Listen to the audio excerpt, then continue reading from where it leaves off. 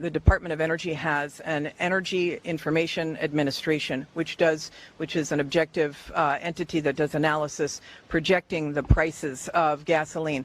They say that things might stabilize by the end of this year, but that the price of gas is likely to remain above $4 a gallon.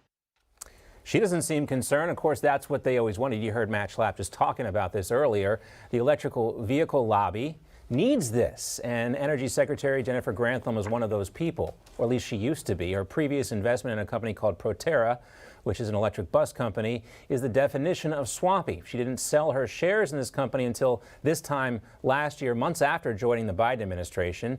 She made reportedly $1.6 million off of her electric vehicle investment. Now, if you're wondering why the Biden administration is all in on high gas prices, you probably haven't been paying that close attention here. They have invested heavily in electric vehicles, and that's why they are so dismissive of our panic when it comes to the prices we see at the pump every day, and why they are so giddy about these electric vehicles that very few Americans can actually afford for themselves. But we're already paying for this, of course, thanks to you, the American taxpayer. This year, our Department of Transportation will make available nearly $1.5 billion, yes, Administrator Regan, with a B, in grants to help cities and towns electrify their fleet of public buses. They don't want you owning cars. They want you on government-run public buses. Let's discuss this now with former Trump 2016 Foreign Policy Advisor and Newsmax contributor George Papadopoulos. George, great to see you. You know, the Energy Secretary Jennifer Grantham here recently said, quote, "No one has ever weaponized the sun.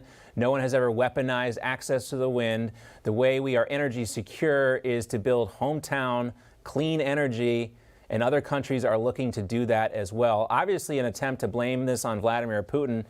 But what about hometown, natural gas production? What about the things that can lower prices, immediately for Americans? They don't care about those options.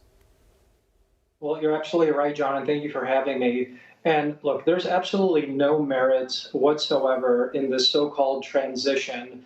And the key question that millions of Americans should be asking themselves is, who actually thought in this Biden administration that forcing this transition in the midst of a pandemic, an open border, raging inflation, and a potential war with Russia was a good idea?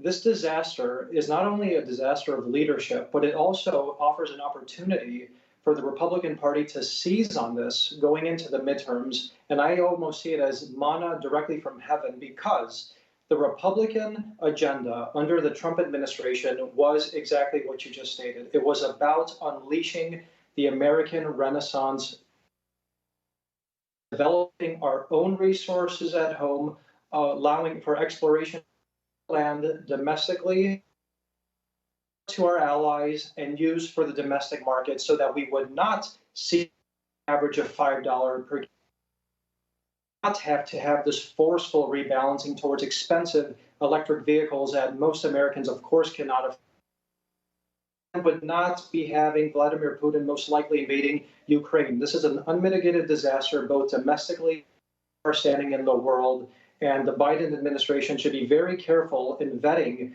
this energy secretary because of her numerous conflicts of interest in the electric vehicle market. Well, the tie between Jennifer Grantham, a former governor from Michigan, and Proterra, as well as Ford and GM, well, they're all cozy with the Auto Workers Union, the UAW, and that's why they get so much love from Democrats. The close-knit relationship between the unions and Democrats is well publicized. But of course, Elon Musk is not part of that club. That's why you never hear them talking about Tesla when they do all these tours of Proterra factories and GM factories. He's dared actually the UAW to try and unionize Tesla. But of course, Musk is not feeling as optimistic about the U.S. economy as Jennifer Grantham or Joe Biden. He says he's going to cut 10% of his workforce. And it seems like Musk is more in line with the average American than Jennifer Grantham or any of these other folks in the Biden administration, George.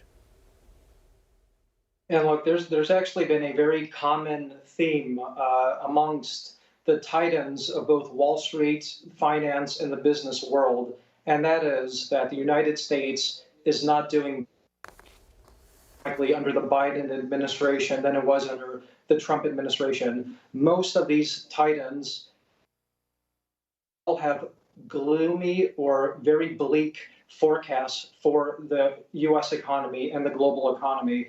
And most of this is a self-inflicted wound. Most importantly, as we've discussed, is this a war against the American energy industry, which really in so many ways has contributed and exacerbated the inflation crisis at home. It's affected our standing in the world. And what I think Elon Musk is really trying to showcase to the American public here is that the Democrat Party today has been hijacked by the extremists among the progressive movements in America, and these are the deleterious consequences that the U.S. will likely be seeing in the next quarter and likely the next couple of years until Biden is likely voted out of office. Real quickly, George, just while we have you here, I'm being told that Peter Navarro, former Trump advisor, has been charged with indicted for contempt of Congress charges for defying that subpoena for the January 6th committee. He's also sued them back. I mean, I think this is just par for the course, right? What we've seen from this very political congressional committee.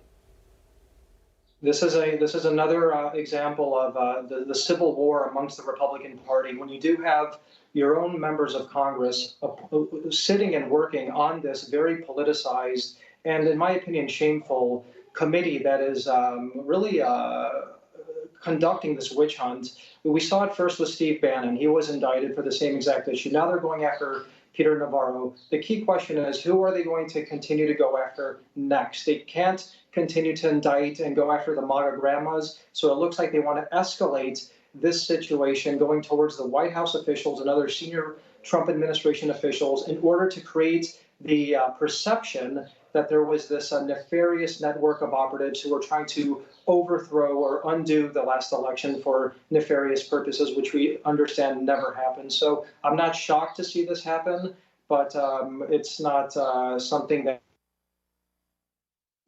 until they get likely to even President Trump himself at this point. Yeah, again, the news you see on the screen here, the DOJ indicting Peter Navarro, former Trump advisor, for contempt of Congress. Just another escalation in the January 6th committee. George, great to see you. Thanks for your insights. Thank you so much, John.